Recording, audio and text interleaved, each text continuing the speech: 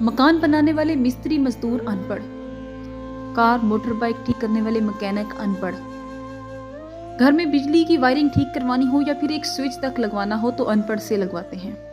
मकान रंग रोगन करवाना हो तो अनपढ़, घर की टीवी वॉशिंग मशीन इस्त्री खराब हो जाए और उसे ठीक करवाना हो तो मैकेनिक अनपढ़, शेव बाल कटवाने हो तो नई अनपढ़, शादी ब्याह में देंगे खाने पकवाने वाले पकवान सेंटर वाले अनपढ़, कार कोच ट्रक का ड्राइवर अनपढ़, घर में कोई भी काम करने वाला मुलाजिम अनपढ़, गोश्त सब्जी फ्रूट जूते कपड़े कुछ भी लेने जाते हैं तो दुकानदार अनपढ़, गाय या भैंसों का दूध लेने जाते हैं तो उनको पालने वाले भी अनपढ़, अगर हम होटल में खाना खाने या चाय पीने जाते हैं तो वहाँ पर काम करने वालों की तादाद अनपढ़।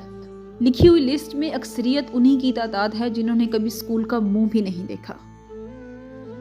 तो इस मुल्क के निज़ाम का बेड़ा गर्क अनपढ़ ने नहीं किया बल्कि तालीम याफ्ता ने किया है। हम बचपन से लिखते और पढ़ते आ रहे हैं कि मुल्क की तरक्की के लिए तालीम बहुत ज़रूरी है। आज गली गली स्कूल और कॉलेज खुले हुए हैं लेकिन मुल्क का निज़ाम 40 साल पहले से भी बहुत बदतर है। आखिर क्यों? आज करप्शन कौन कर रहा है? आखिर हमारा निज़ाम तालीम पढ़े लिखे और अनपढ़ का फ़र्क पैदा क्यों ना कर सका?